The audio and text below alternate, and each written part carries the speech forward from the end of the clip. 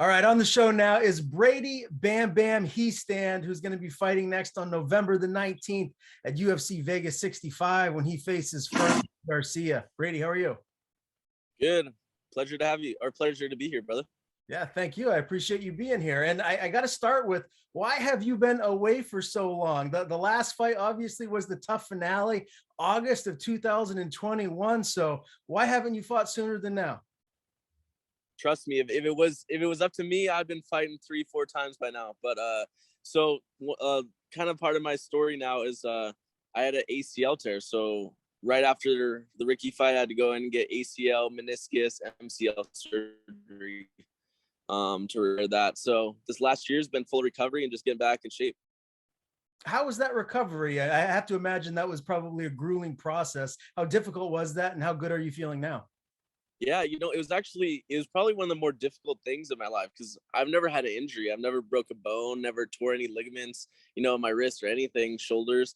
So this was my first real injury. And, going through the recovery process, it sucked because, if anyone's repaired their meniscus, you're not allowed to walk on it for 2 months. And then if anyone's had ACL surgery, you're not even allowed to train for, 6 to 9 months. And so luckily I sped up the process a little bit. I did all my PT the way I was supposed to. So I was back to train at 7 months, but 7 months off, you kind of get out of shape and you kind of got to rebuild from there. So the last like 5-6 months has been just getting back in shape, getting ready for this fight. Now, when you say, getting out of shape, is that, I mean, I know for me, I would be probably eating pizza and just being bad with my diet. Is that what happened with you? Or was it just, not being in your high level cardio athlete shape? I think, a little bit of both. Like I was always working out, but I'm kind of a fat kid at heart. Like my favorite food is pizza and fried chicken. And so, when you sit around and you're just recovering, sometimes you eat a little bit of the good food. But I'm always working out. So I was at the gym lifting and doing all the cardio I could. So I was never out of shape, but I couldn't get to my elite level shape that I like to fight at. And Okay, so fair if enough. that answers that question. No, it definitely does. I mean, we get along good. Pizza, fried chicken, those are two of my favorite foods as well. Is that Oh, for usually sure. the go-to for a post-fight victory meal? Post fight victory, I like to get a big, fat, juicy steak. I just feel like, you go make some money, you win a fight, you got to go and, invest in yourself and kind of put yourself through a nice dinner. So I like to get a big steak, but the following weeks, maybe even a month after that, there's a lot of pizza involved.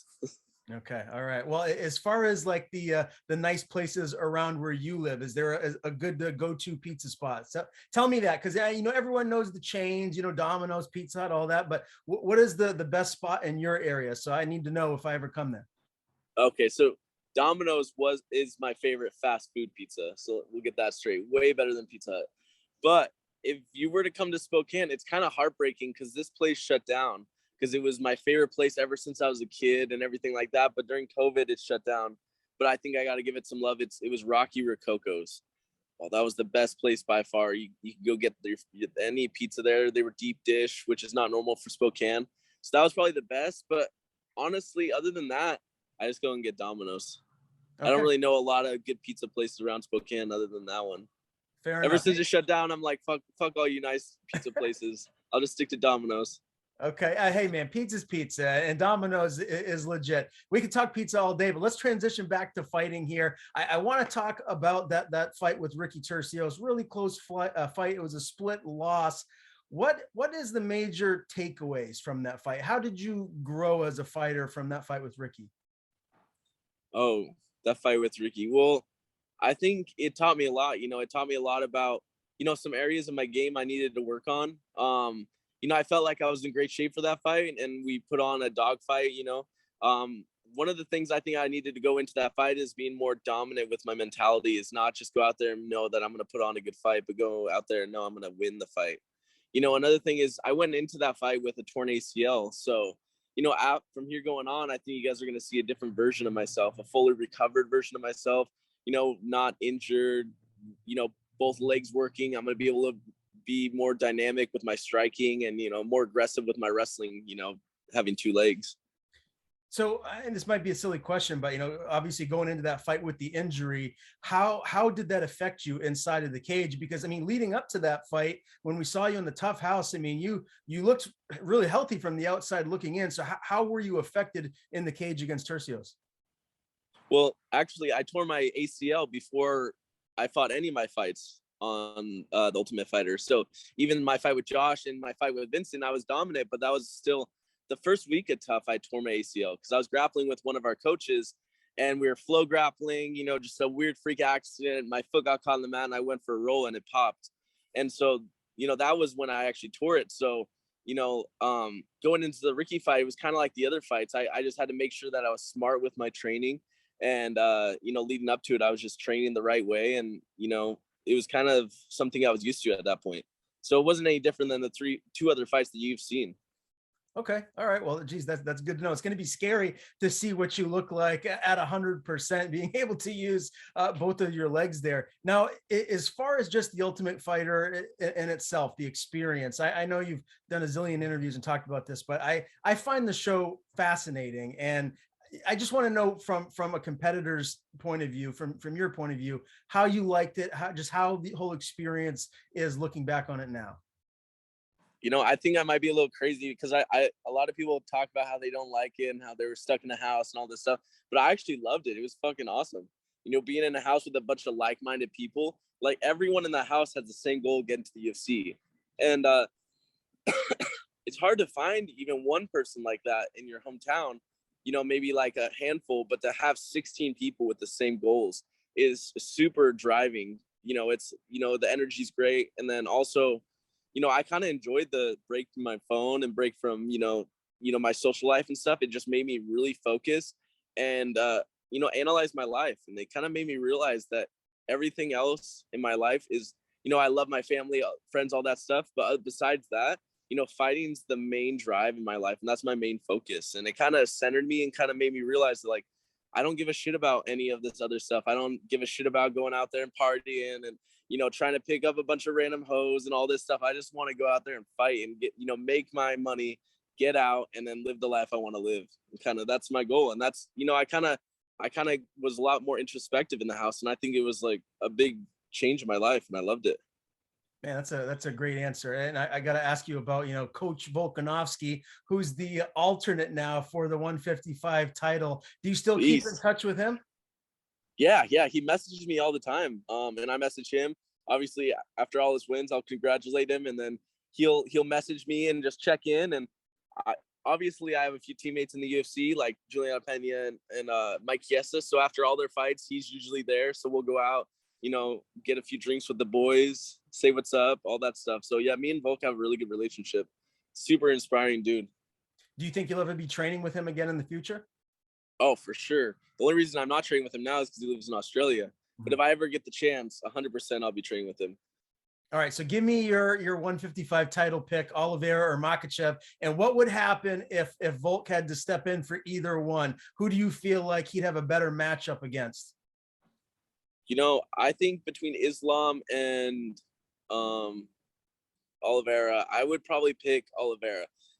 Because Islam's good, and I don't think his striking is better than Oliveira's. Not saying that Oliveira would knock him out, but I think it all comes down to the wrestling and grappling, right? And I think Islam could get Charles down, but I think Charles is so dangerous in so many different positions on the ground that I think Charles could pull off a win, and he doesn't get tired. So I can see it going 2, 3 rounds, 4 rounds. They're both in it, but I can see Charles catching him with a sub or even with a knockdown and finishing that way. And then the next part of your question, I think Volk, these are hard fights for Volk just because he's not even a big 45er. And these guys are big 55ers. Oliveira missed weight, even though it was really close. He barely missed weight. Islam and Habib's team is notorious for cutting large amounts of weight, even though they usually make it. I think the way Volk wins those fights is obviously keeping on the feet. Volk's striking is so dynamic and next level. I think if he can keep it on the feet, he can tire them out and, piece them up there and then, win by TKO or something like that. Do you think before his career is said and done that he will capture the 155 gold? Volk, I feel like has such a strong mind. I think it will. he's got his mind made up that he's going to go up to 55 at some point. If it's not for this fight, it's going to be eventually. He's already like the alternate. So that means it's just like foreshadowing that one day he's going to fight for the belt. And he's so mentally tough. I don't doubt Volk ever. He's like the mentally toughest dude, and he puts in that work. So I think so.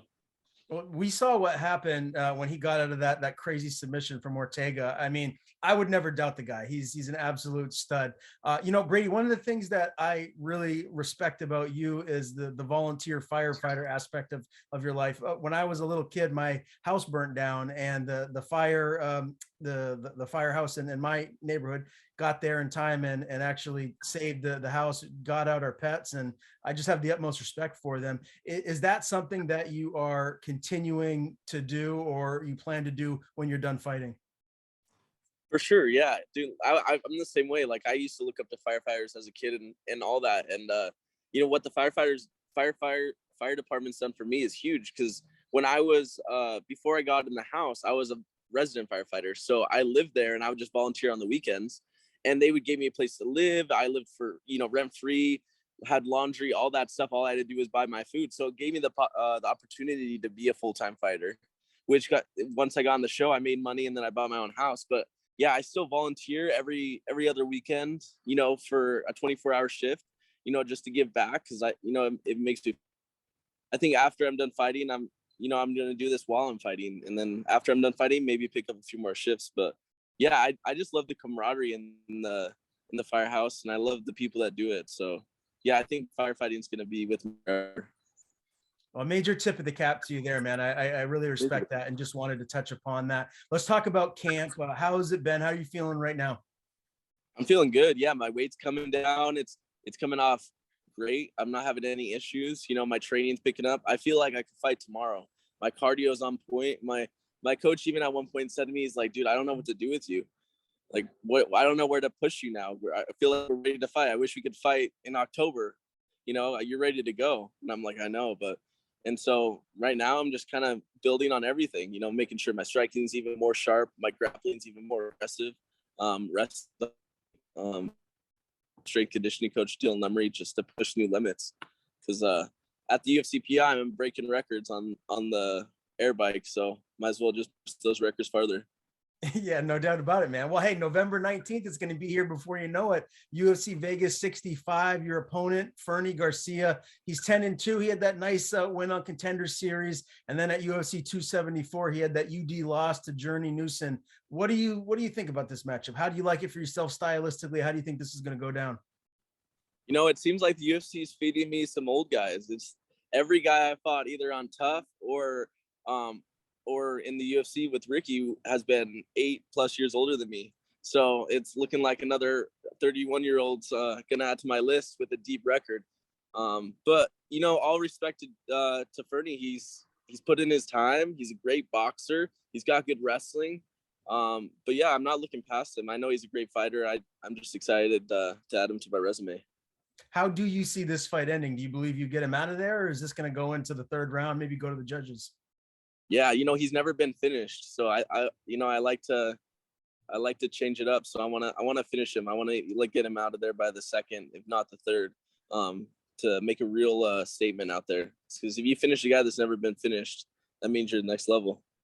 Yeah, and so where would that put you in the pecking order of the division? Do you feel like, I mean, obviously this is going to be your official UFC debut, so you're still a newcomer to the division, but does a finish over Fernie Garcia really kind of get you a big name in your next fight? Maybe not a top 15, but someone that's a marquee name?